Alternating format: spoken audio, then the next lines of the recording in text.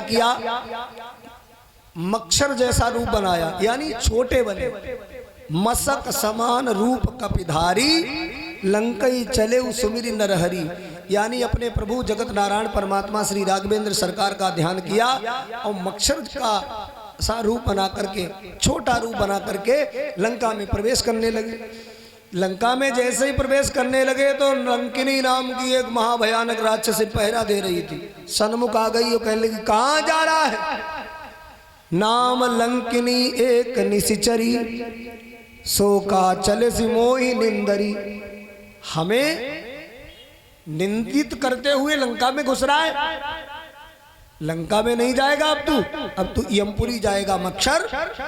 तो हनुमान जी ने कहा अरे माता, क्यों मारा तोड़ी करना चाहती हो?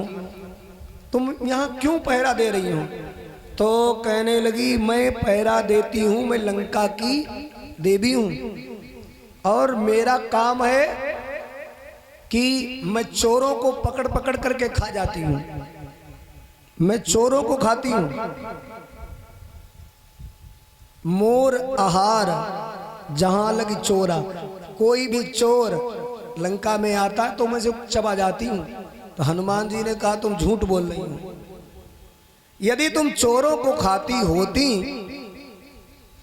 तो तुमने कब का रावण ही खा लिया होता। सबसे बड़ा चोर तो तुम्हारा राजा है। तुम व्यवस्था तो हो चोरों को खाने की, परंतु तुम चोरों को रखाती हो। जब कोई व्यवस्था बनाई जाती है समाज का कल्याण करने के लिए और वह व्यवस्था बिगड़ जाए और वह समाज को महाराज पूरी तरीका सत्यानाश करने लगे, पूरी तरीका से भ्रष्टाचारी हो जाए, वो चाहे वो सरकार हो चाहे कोई व्यक्ति हो, तो उसे महाराज सुधारने के लिए क्या करना चाहिए? हनुमान जी ने क्या किया?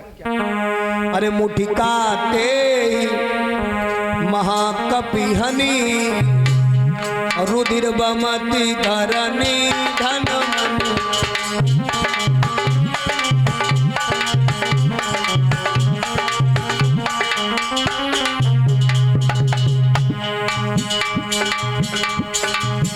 जैसे ही मुष्टिका का प्रहार हुआ, लंकिनी की बुद्धि बदल गई और कहने लगी आज मेरी बुद्धि बदल गई, मुझे अब एहसास हो गया।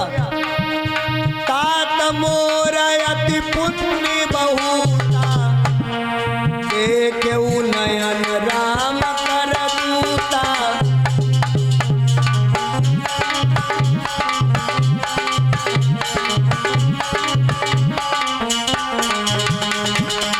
तात बरग अपवर्ग सुख, हरिय तुला एक अंग। तुलन ताहि सकल मिली, सो सुख लब सत्संग।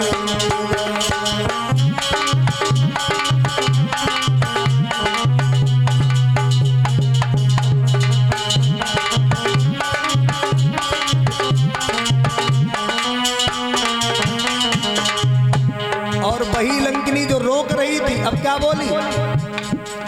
प्रभिस नगर की जय सब काजा,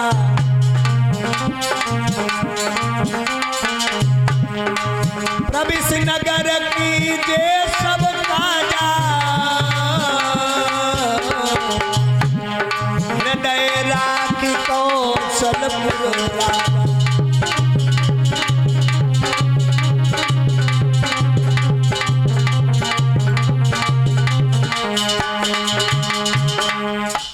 हनुमान जी ने मुष्टिका प्रहार किया। अगर हनुमान जी चाहते तो लंकिनी के एक थप्पड़ को लगा सकता है, लेकिन थप्पड़ लगावो तो कहते हुए एकता बनावो, एक का नहीं हुई पाओ। और थप्पड़ से महाराज है पूरी तरीका से बुद्धि नहीं बदलती। कैसे? मुष्टिका क्यों मारी हनुमान जी ने? मुष्टिका बनाना महाराज सबको एक कर लेना, पांचों उंगलियां बराबर नहीं है, पांचों उंगली बराबर नहीं है। ऐसे ही समाज में कुछ गरीब होते हैं, कुछ अमीर होते हैं, कुछ अनपढ़ होते हैं, कुछ पढ़े लिखे होते हैं, कुछ महाराज हैं। समाज में अनेक तरीका के लोग हैं, लेकिन अकेले कोई व्यक्ति सरकार नहीं बदल सकता। अकेले एक व्यक्ति सरकार नहीं गिरा सकता। और भाई सब छोटे बड़े अनपढ़ और सब एक हुई जाए, एक, और जिसे गिरानो चाहे उसे गिराई दी, नौ चुल्ली, है ना। और कहने का मतलब हनुमान जी और लंकिनी का जीवन नष्ट नहीं करना चाहते हैं, उसे सुधारना चाहते हैं।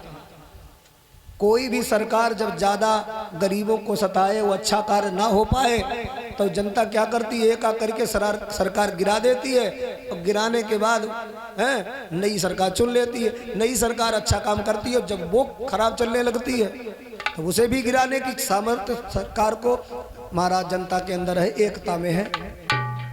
सुख धरिय तुला एक अंग और तूलन ताई सकल मिली सो सुख लव सत्संग। एक लव का सत्संग व्यक्ति का जीवन सुधार सकता है? एक घड़ी आधी से पुनि आधी, और कबीरा संगति साधु की हरे कोटि अपराध। एक पल का सत्संग जीवन बदल सकता है। आज हनुमान जी लंका में गए और मंदिर मंदिर प्रतिकर शोधा, मंदिर मंदिर जाकर के, भवन भवन जाकर के देख रहे सीता मैया कहाँ है। और देखे जहां तहां अगणित जोधा, शयन किए देखा कपि ते ही, मंदिर मऊ न दीखी बई देही। मंदिर में माता नजर नहीं आई। हनुमान जी बड़े चकरा गए, आखिर ये बात क्या है, माता है कहाँ। तब धीरे धीरे ब्रह्म मुहूर्त का समय होने वाला है।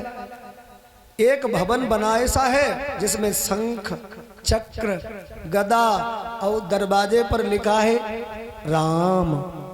हनुमान जी चकित रह गए, लंका में राम नाम जपने वाला, शंख चक्र गदा तुलसी का बिरवा, ये लंका में निशाचरों के बीच में एक भक्त कैसे।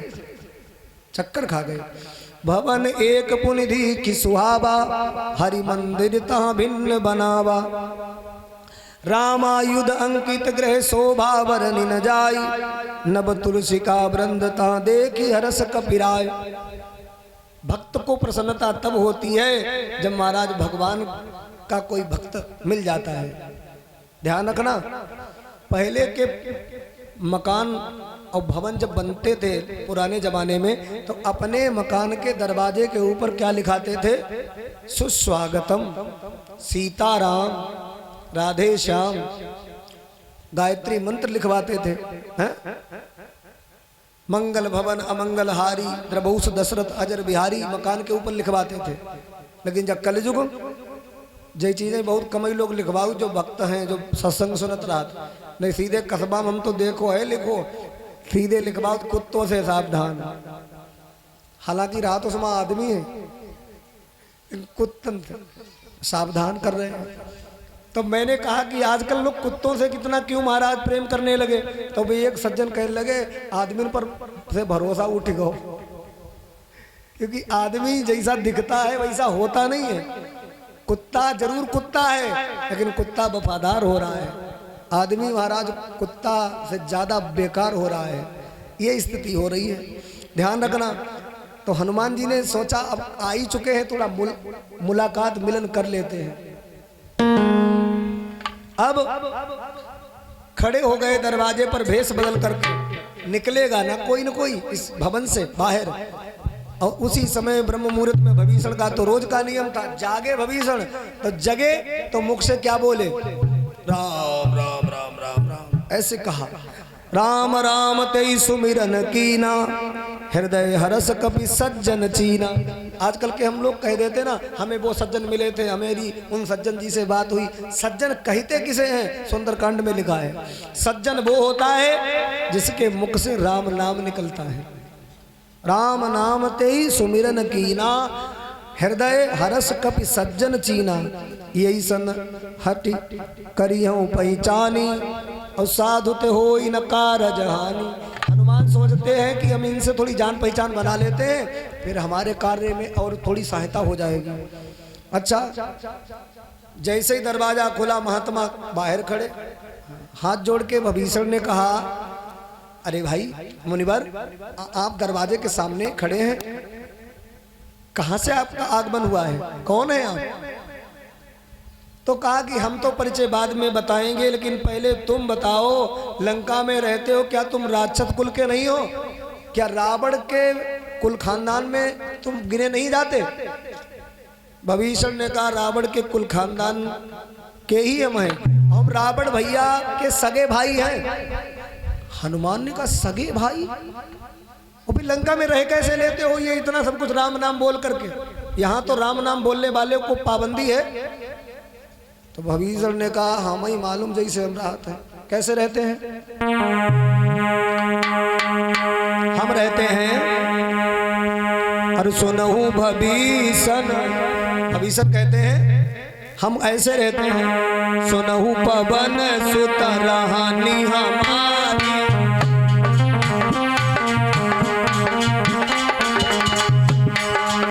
सुनहु पवन सुत रानी हमारी, जिमि दसहनमा जीव बिचारी, जिमि दसहन।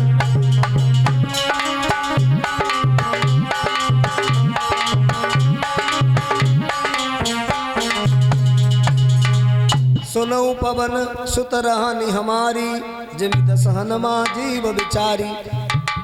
जीव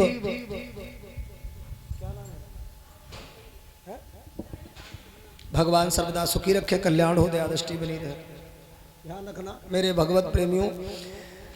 भविष्य कहते हैं सुनहु पवन सुत रानी हमारी, जिमि दसहनमा जीव विचारी।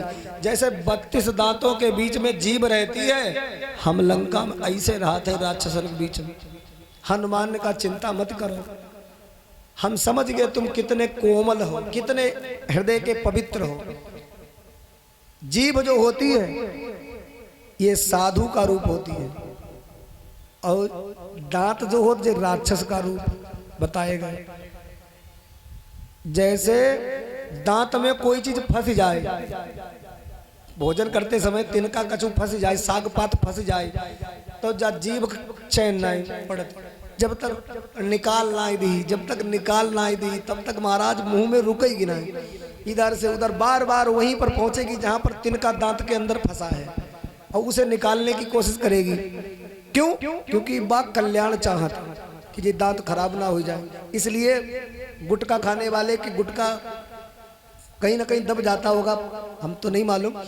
जो लोग महाराज साग पात खाते हैं तो जीभ नहीं बैठती शांति, लेकिन जो दांत कितने राक्षसी स्वभाव के हैं, कितने कठोर हैं। अगर जीभ धोकर इनके बीच हम पड़ जाए महाराज काटी दे, चबी दे जीभ को। हनुमान जी ने कहा चिंता मत करो, अब जो दांत ज्यादा दिन तक तुम्हें नहीं सताएंगे, यानी राक्षस अब ज्यादा सता नहीं पाएंगे। थोड़े दिन के बाद जब लंका में डॉक्टर साहब आने वाले हैं। डॉक्टर साहब कौन? भगवान श्री रामचंद्र जी महाराज। और यहाँ उनका शिविर लगेगा, और निकल आना इन राक्षसों के बीच से, और एक बार शिकायत कर देना। अच्छा एक बात बताएं, डॉक्टर के पास चले तो यही दांत भी, लेकिन ये दांत बोल पाई, क्योंकि दांत बोल नहीं सकते, जीभ बोलती है। और जीभ अगर जा कह देगी डॉक्टर साहब तो दांत हमें बहुत दुखी करत, इनने तो हमें कते खानो पीनो हराम करो, हमें रात में नींद ना आ रही, इन्हें दांत नहीं निकालो। तो डॉक्टर क्या करेगा? जीभ की बात मानेगा और पकड़ के संसी प्लास और एक एक करके सब बाहर कर दांत सारे निकल जाएंगे। देखो भाई, जन्म लिया था तब दांत नहीं थे, दांत बाद में आए, और बुढ़ापे पल्ले साथ ना दे, बीच में उखड़ जाते। अब थोड़े दिन के लिए आओ, लेकिन अधिकार पूरा जमाओ, अधिकार पूरा जमाता है दांत। लेकिन पहले जीभ को ही राज्य तो मुंह में, और बाद में राज्य किसको हुई जाती? जीभ, यानी दांत रहता ही ना, पूरे मुंह भरे में जीभ को राज्य रहता। बोलो गोविंद भगवान की। तो भविष्य तुम चिंता मत करो, लंका में मुझे मालूम है तुम्हारा ही राज्य रहेगा, चिंता मत करो। लेकिन भविष्य को शंका हो गई, क्या भगवान हम पर भी कृपा करेंगे? हम तो राक्षस कुल के हैं, हनुमान ने कहा इससे भगवान को कोई मतलब नहीं, हमको पूछो, हम तो बानर हैं। अरे प्रात ले जो नाम हमारा, अवता बिन ताई न मिलई आहारा।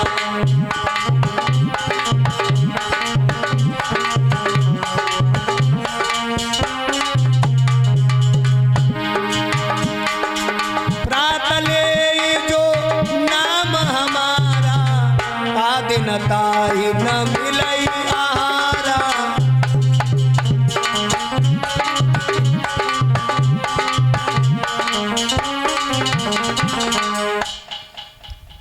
इस चौपाई को पढ़ करके लोगों के अंदर शंका बन जाती है।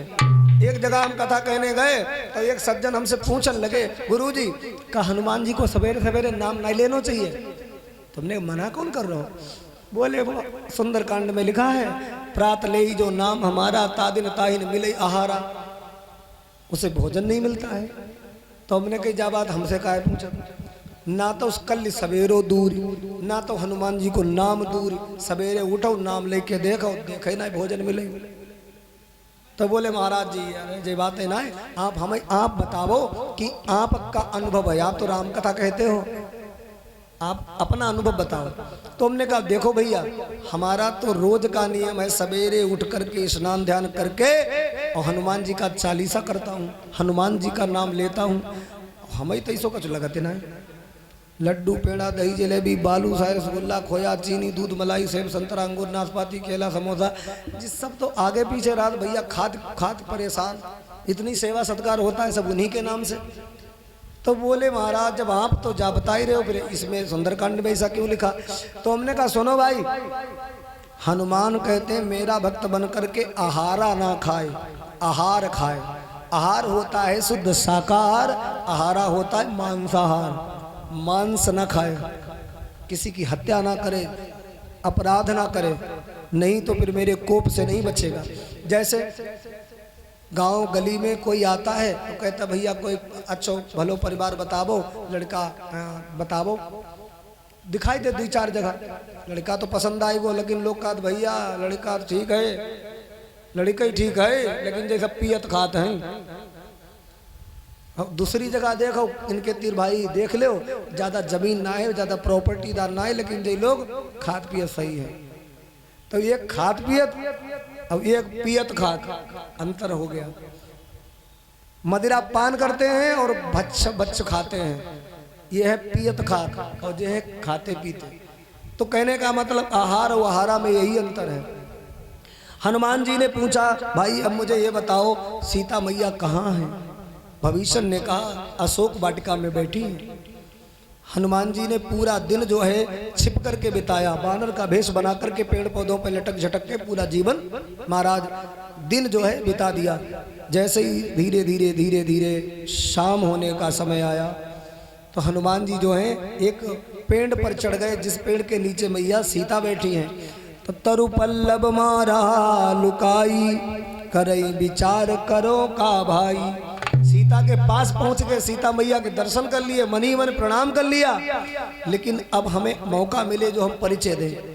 लेकिन मौका मिलने से पहले रावण आ गया वहां, मंदोदरी इत्यादि को साथ में लेकर के।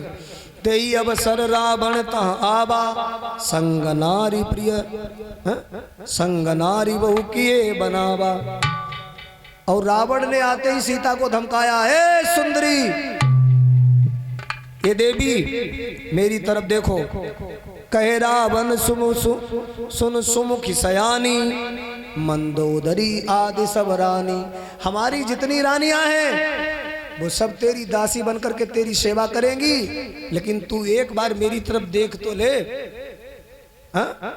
तब अनुचरी करऊं पन मोरा, और एक ब्यार बिलो की मम ओरा। तो सीता जी ने महाराज एक तिनका उठाया रावण की तरफ, और तृण की ओट कहती वैदेही, सो मेरी अवधपति परम स्नेही। अरे रावण तू अपने आप को त्रिलोकी का विजेता भले ही समझ, लेकिन तू मेरे लिए इस तिनके के बराबर भी नहीं है, और तू मेरे उन पतिदेव के सामने तो भी पड़ा नहीं है, तूने छुप करके मेरा हरण किया है। मैं कभी भी तेरे ऊपर निगाह नहीं डालूंगी। और महाराज तिनका का सहारा लेकर के महाराज रावण को धमकाती है। तो रावण ने कहा, त्रजटा मुझे क्रोध बहुत आता है, परंतु मैं इसे 1 महीने की मोहलत देता हूं। इसे समझाओ, मेरे बारे में, मेरे वैभव के बारे में बताओ, इसका दिमाग पलटो मेरी तरफ, और 1 महीने में यदि इसका सुधार हो जाता है तब तो ठीक, अन्यथा फिर मैं इसका वध कर डालूंगा। इतना कहने के बाद रावण जो था मंदोदरी इत्यादि को साथ में लेकर के वहां से लौट जाता है। मास दिवस कर कहा न माना, तो वह मारव काढ़ कृपाना। त्रजटा नाम राक्षसी एका, राम चरण रति निपुण विवेका। और जब रावण चला गया तो त्रजटा जो थी अनेक राक्षसियों के साथ में आकर के सीता के पास में बैठी और सीता जी से कहने लगी, त्रजटा कि देखो तुम लंका में हो, अकेले मत समझो, मैं भीषण की बिटिया हूँ, मेरे पिता बड़े धर्मात्मा है, राम नाम जपते रहते हैं, तुम परेशान मत हो, तुम आंखों से आंसू मत बहाओ। मैंने आज का सपना बड़ा ही सुंदर देखा। आज के सपने में मैंने ये देखा कि सपने बानर लंका जारी। आज सपना मैंने सवेरे ब्रह्म मुहूर्त में देखा कि लंका में आग लगी है और जात धान सेना सब मारी, सारी सेना आपस में लड़ करके मर रही है। कर आरूढ़ नगन 10 सीसा, गधा पर सवार होकर के नंगा रावण दक्षिण दिशा की तरफ जा रहा है। मुंडित सिर खंडित भुज बीसा, 20 भुजाएं कटी हैं, उसके सर भी कटे हैं, लथपथ काया है, गधे पर बैठ करके दक्षिण दिशा की तरफ जा रहा है। ऐसा मैंने सपना देखा। यही विदिशो दक्षिण दिश जाई, लंका मनो भीषण पाई। लंका नगरी भीषण की हो गई, भक्त भीषण की, मेरे पिता की। तुम चिंता मत करो, जब मेरे पिता का राज्य हो जाएगा तुम्हें कोई कष्ट नहीं देगा। त्रजटा की बात सुनकर के सीता मैया के हृदय का दुख थोड़ा कम हुआ, लेकिन कहती है, माँ मैं कैसे यहाँ रहूं राक्षसों के बीच में। हनुमान जी ये सब बातें सुन रहे हैं ऊपर बैठे। हनुमान जी सोच रहे थे कि यहाँ तक तो आ गए, सीता को भी देख लिया, अब आगे करना क्या है। तो करना क्या है मत त्रजटा ने सब बताई दो। हनुमान जी समझ के लंका में आग लगानी है, अब क्या करना है भाई, अब थोड़ा करेंगे प्रयास। धीरे धीरे सीता जी ने हाथ जोड़ करके कहा, माता त्रजटा तू मेरी विपत्ति की संगिनी है, मेरी मदद कर। तू मेरी धर्म की माता है, मन की मैं तुझसे कहती हूँ।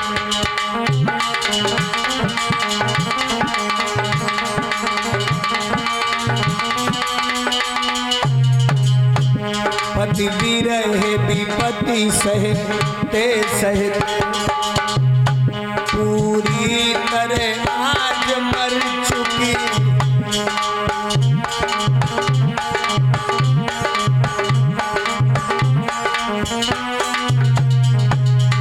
हे माता मेरे लिए आग ला दो, मैं अग्नि से चिता जला लूंगी और मैं अपने शरीर को भस्म कर दूंगी। तो त्रजटा हाथ जोड़ के बोली, अरे क्यों ऐसा कहती हो देवी सीता, तुम ऐसा ना कहो, तुम्हारे पति बड़े साहसी वीर बताए जाते हैं, वो यहाँ तक आएंगे, रावण का वध करके तुम्हें छुड़ा ले जाएंगे, चिंता मत करो। अभी रात है, इस समय कहाँ मिलेगी ज्वाल, या कह कर त्रजटा भी गई अवसर को टाल। कहने लगी रात बहुत हो गई, अब आराम से अशोक वाटिका में यहीं सो जाओ बेटी, और मैं जा रही हूँ। सभी राक्षसियाँ जो थी अपने अपने चली जाती हैं ठिकाने से। अब केवल सीता बैठी, अंधेरी रात्रि है और हनुमान जी ऊपर बैठे। सीता जी रोने लगी, मेरा कोई नहीं है जो मेरे दुख को दूर करे, मेरी मदद करे। और जब रोई है सीता तो हनुमान जी को रहा ना गया। अच्छा, जीवन में जब ज्यादा बिथा घेर लेती है तो उस बिथा को मिटाने के लिए कथा सुननी चाहिए। तो हनुमान ने सोचा इन्हें कथा सुना दे तो इनका दुख दूर हो जाएगा। हनुमान जी तो कथा वाचक भी हैं, कथा सुनवे के रसिया भी हैं। जो अच्छी कथा सुनना हुआ है वही अच्छी कथा कह भी सकता है। इसलिए हनुमान जी आज कथा कहने लगे ऊपर बैठे बैठे।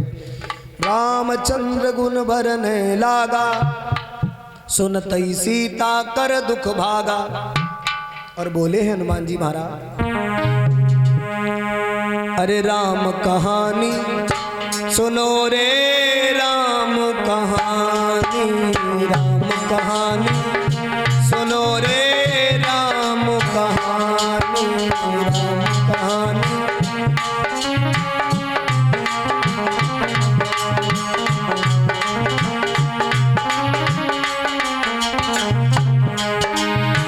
कहती सुनती आवे, कहती सुनती आवे अखियों में पानी, राम कहानी सुनो रे राम कहानी, राम कहानी। श्री राम जय राम जय जय राम, श्री राम जय राम जय जय।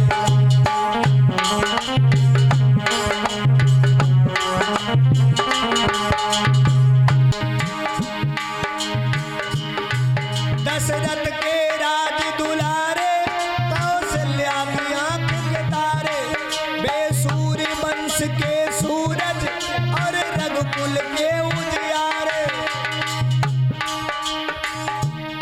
राजीव नयन बोले, राजीव नयन बोले मधुबर बानी, राम कहानी सुनो रे राम कहानी, राम कहानी।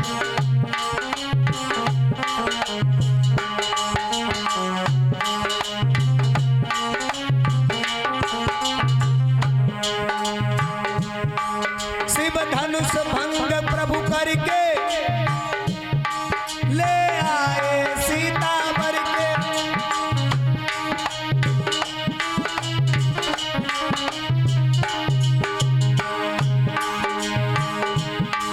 धर त्यागी भये बनवासी, पितु की आज्ञा सिर धर के।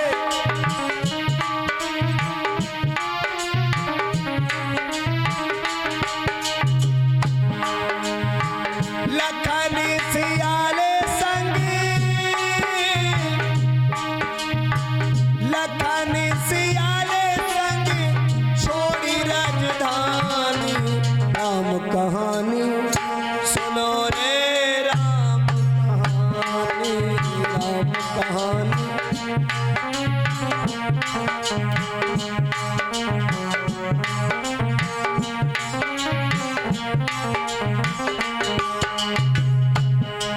फल भेज भिक्षु का धर के, भिक्षा का आग्रह करके।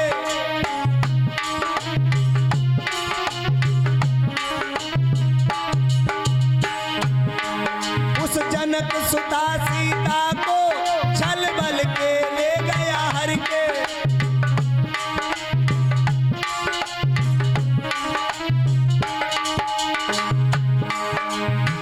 बड़ा दुख पावे, बड़ा दुख पावे राजा राम जी की रानी, राम कहानी सुनो रे राम कहानी, राम कहानी।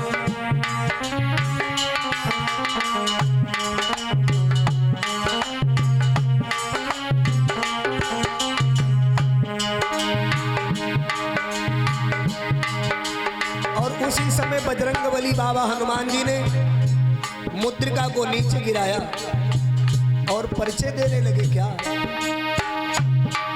श्री राम ने मोहि पठायो, मैं राम दूत बनि आयो।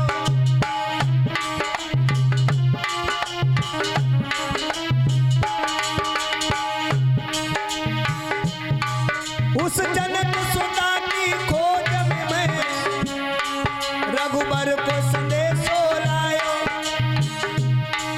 उस जनक सुता सीता को रघुबर को संदेशो लायो, और संग लाया,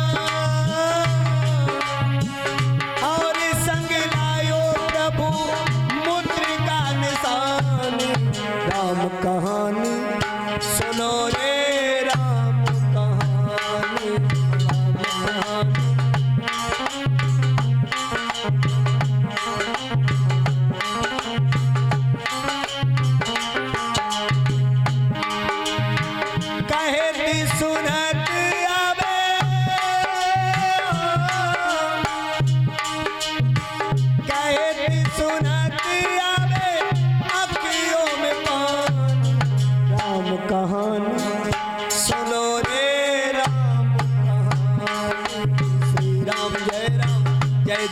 श्री राम जय राम जय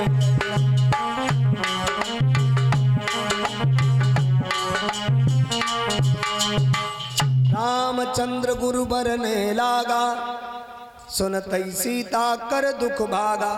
सीता जी के कान में राम की कथा पड़ी, एकदम चौंक गई और कहने लगी कौन है इतनी सुंदर कथा सुनाने वाला, हमारा दुख दूर कर दिया, कौन है ऐसा कथावाचक। श्रवणामृत तई कथा सुहाई, कही सो प्रकट होई किन भाई। अरे प्रकट हो जाओ, कहाँ बैठे हो कथा सुनाने वाले, जरा बाहर तो आओ, थोड़ा दर्शन तो दिखाओ। तो ऊपर बैठे बैठे हनुमान जी ने हाथ जोड़ कही मैया कथा सुन लीजिए, कथा भगवान की सुंदर है, कथावाचक को देखने की कोशिश ना करो, क्योंकि कथावाचक सुंदर नहीं है, कथावाचक तो बंदर है। मैया ने कहा जैसे भी हो लेकिन सामने तो आओ। तो हनुमान जी आज सन्मुख आए। जैसे ही सन्मुख आए तो मैया सीता ने कहा तुम संदेश लेकर के आए हो, ये मुद्रिका जो है माया से नहीं बनाई जा सकती है, मुद्रिका तो मैंने ही प्रभु को केवट को देने के लिए दी थी, वही मुद्रिका आज तुम्हारे द्वारा मेरे पास तक आई। तो मुझे समझ में नहीं आता कि तुम्हारा मिलन कब हुआ। और बोली है मैया अरे जहे मोई धोको है, हमने तुम्हें कबहू नहीं देखो। जहे मोई धोको है, हमने तुम्हें कबहू नहीं देखो। जहे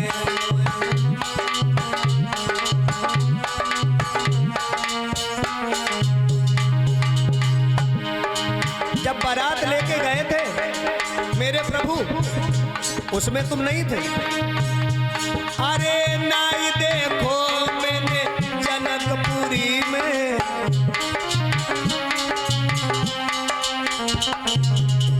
नाई देखो मैंने जनकपुरी में।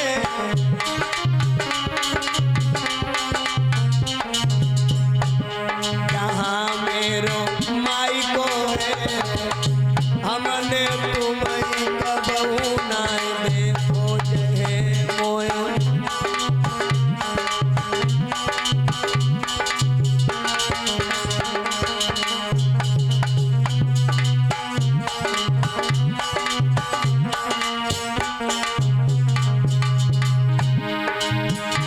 अरे नाई देखो मैंने अवधपुरी में,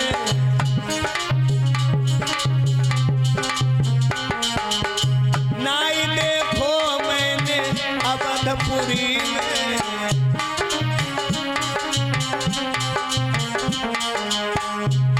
जहाँ मेरो ससुरो है, हमने तुम्हें कबहू नहीं देखो। जय मोय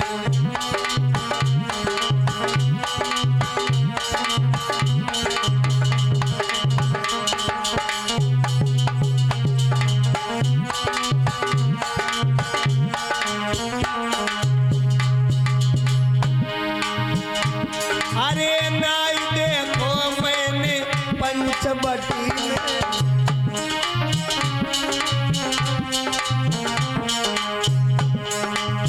नाई देखो मैंने पंचवटी में।